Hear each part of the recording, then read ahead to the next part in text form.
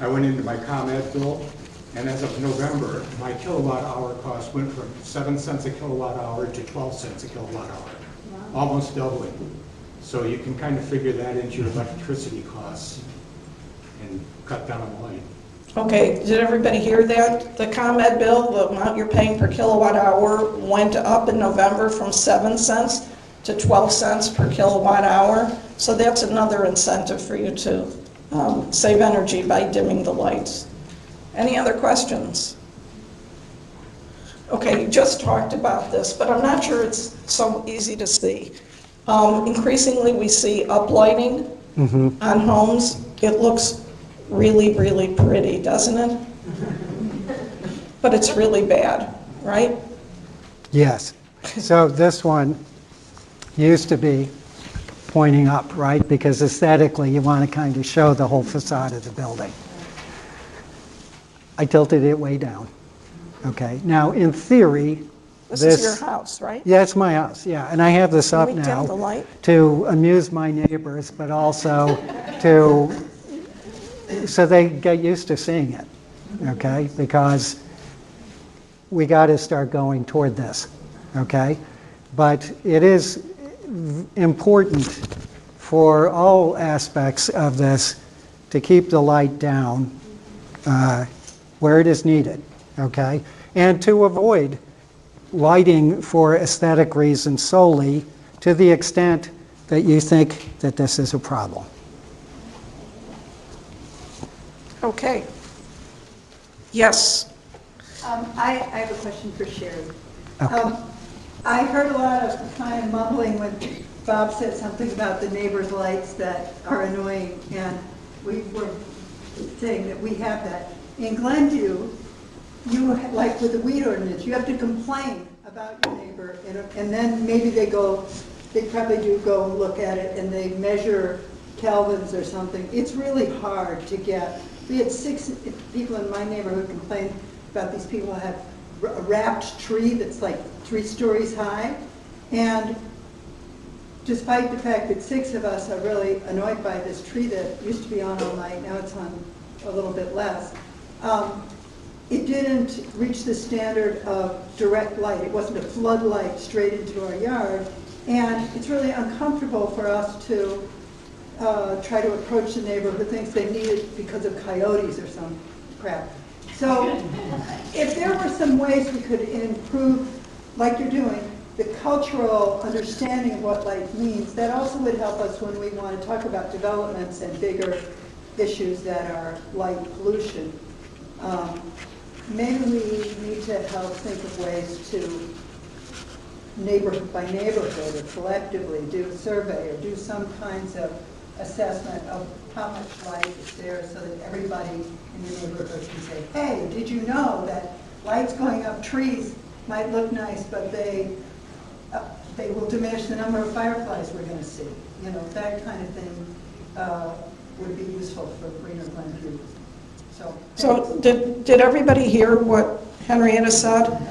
Yeah, I agree. You know, when you have a complaint about a neighbor and you want to call it into the village to have them send an inspector out, I don't know who inspects after 5 p.m. And so when it comes to light, I mean, it has to be the police, right? And that's what I assume, because I've asked this question before about enforcement after hours. And I don't think they can do anything about it, you know, because I'm not sure that they're particularly educated. But like with anything, any of the ordinances, enforcement is on a complaint basis. And none of us wants to complain about our neighbors. And I think you have a good idea. Maybe we can put a group together to figure out how to put some material together to take it around to the neighbors to let those folks know. Right, a handout like that, yeah. Maybe take a picture without a flash of your phone, and maybe then you submit that to the village or to a neighbor if that's even possible. Yeah, I've tried that with my cell phone. There's a lot of glare that comes back. It's really, really difficult. But it's well worth exploring because I don't know how to deal with it. I have the same problem with my next door neighbor. where they use shop lights and Bob's seen them. They use shop lights in the front of their house, the back of their house, that spread all over my backyard. We have no lights on in our backyard. And it's a problem because she's not a particularly easy neighbor to start with. So, is this where I'm gonna draw the line? Yeah. Yeah, I know, you've said that there's a sound meter that you can get an app on your phone. Is there a light meter that you can get on your phone that you could measure the light from the neighbor's light? Why don't you use the mic?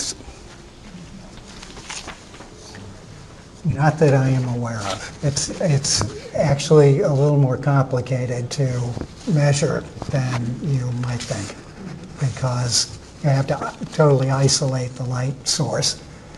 And so it's not the kind of thing that's going to be on your phone. It's actually not that easy to take.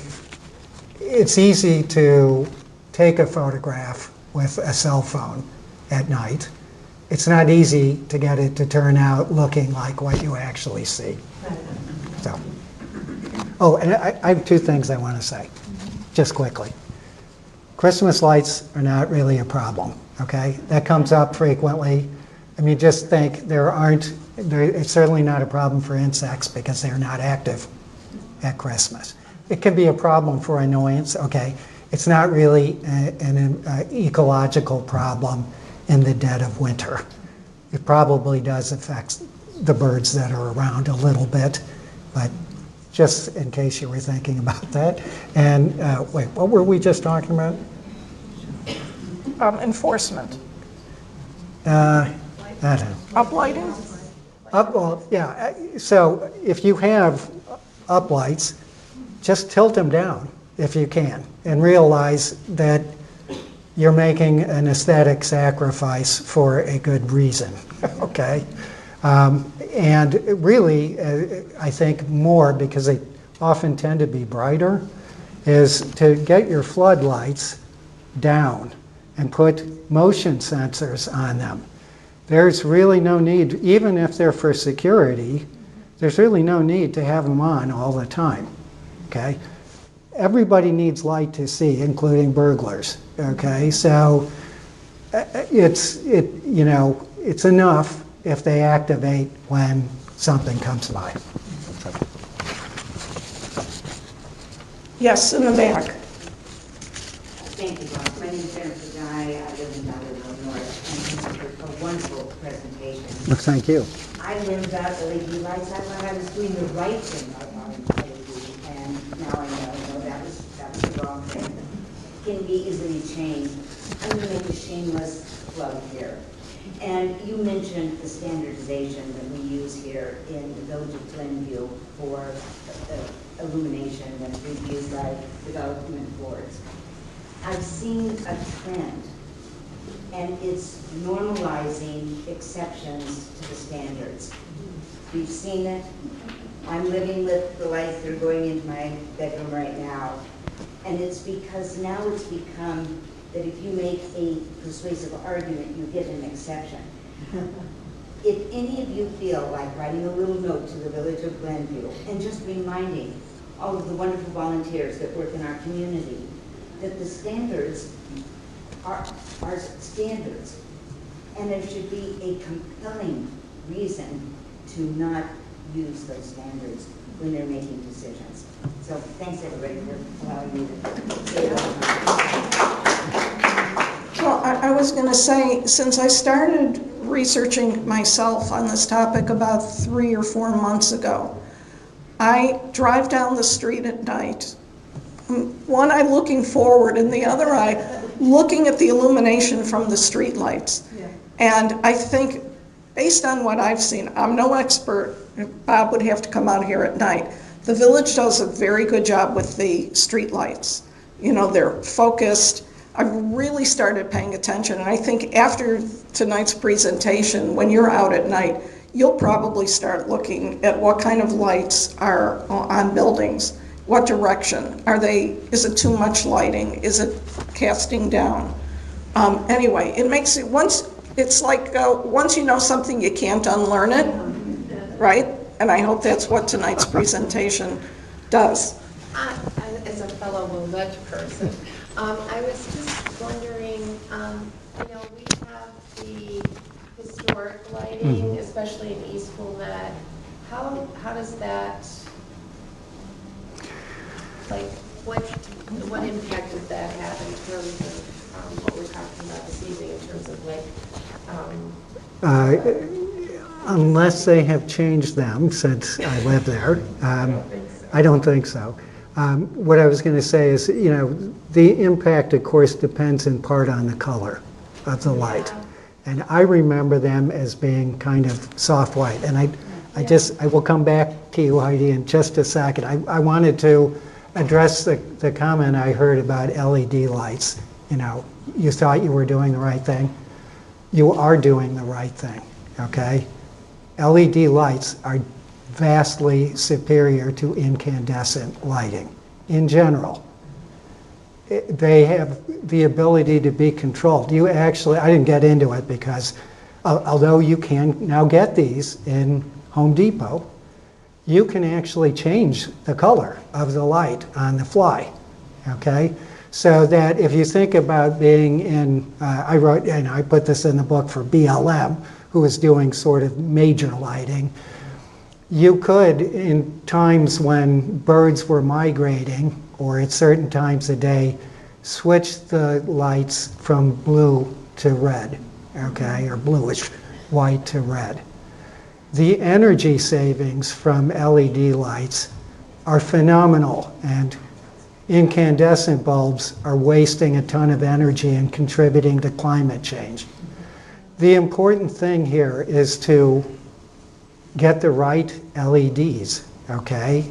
You noticed, I'm sure, that finding soft white lights, okay, they're pretty easy to find now because the first generation came in. They're bluish white because it's actually easier from a technological standpoint to do that. Then they figured it out. The prices are coming down. The controls are improving. Everybody prefers up to a point, and it's before this, okay, prefers soft white light. The other thing that I think is essential is to avoid the temptation to just use more lighting, strip lights, at least outside. If you want to, use them inside, it's your health, okay? But if you are using all of this stuff outside, it's buying into basically what they had hoped would be a big advantage, turning into a problem, which is if you make something cheaper, people just use more of it, okay? And we don't really need anywhere near the amount of outdoor lighting that we have. Yes. Oh, I didn't finish Heidi. I'm sorry. Okay. Okay. So, the only thing I can say about the lights in Wilmette is you certainly can retrofit lights, and a lot of places do that. I know that light, those lamps, are a symbol of Wilmette, okay? And I think if you did anything that would change them in any way, a certain number of people will get bent out of shape about it. They kind Okay. of like Yeah. go up like that Yeah. and have a dome, but if you could like extend the Yeah. dome further down, it would. And you can actually even inside there put a hood inside, but that all comes down to the specifics of that particular light fixture, luminaire as they call it in the business.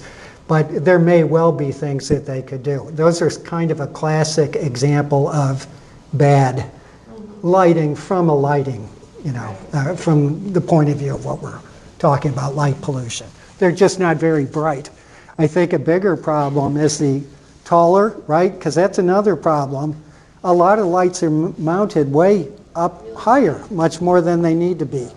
Okay? So to get the equivalent amount of light on the ground where you need it, you have to go to higher wattage. And you're also having it spread out over a larger area, whether you need it or not. So that is another mitigation. There's a trade-off between if I bring them down, I might need more, okay? But in general, other things being equal, you want to bring those lights down. The Wilmette lights are not particularly tall. And their color, at least it used to be. The newer ones are so tall. Yeah. And they just like go, Well, I will say this too. If, a lot of municipalities are switching their lighting because they can save a fortune by going to LEDs. That's a big commitment for money, so once that train has left the station, it's pretty hard to change. You need to be in touch with your municipality and be vocal about making sure if they're going to, even if they're switching out the bulbs, okay, to make sure that they're paying attention to this issue. Sometimes they will object for cost reasons. Other times it's like, okay, if we get enough people speaking up, we can do that. It's not that big a deal.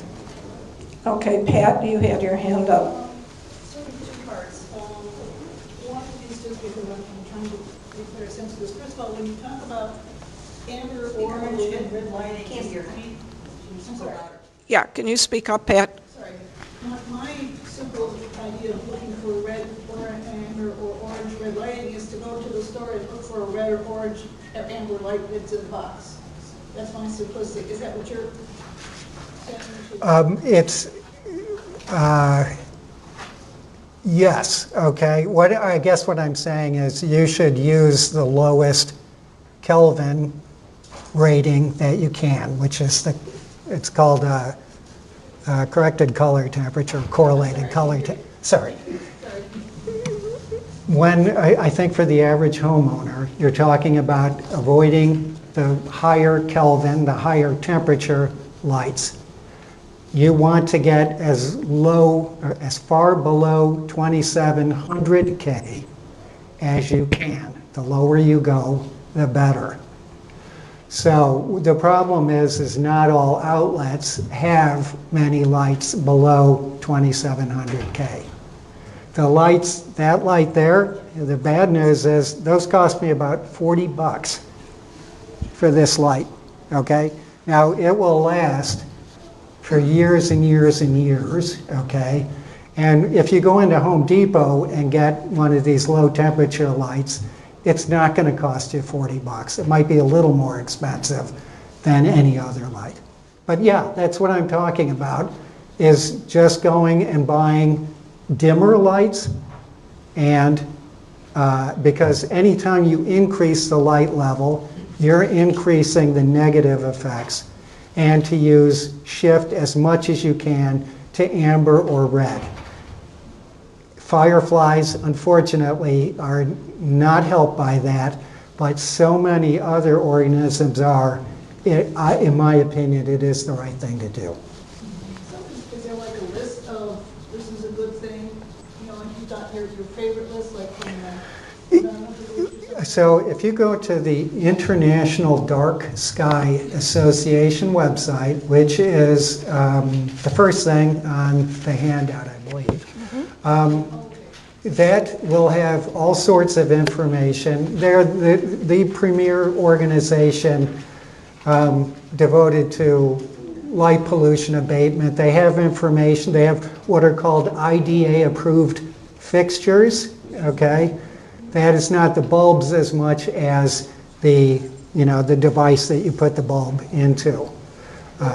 Yeah. Is there like a phrase to look for? Okay, thank you. Well, I will tell you this. If you want to do the best job of avoiding problems for wildlife, you want it to be labeled wildlife friendly.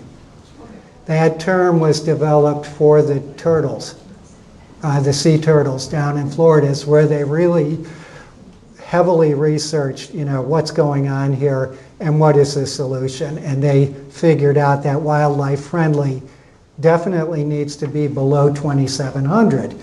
Having said that, 2,700 is still better than 4,500.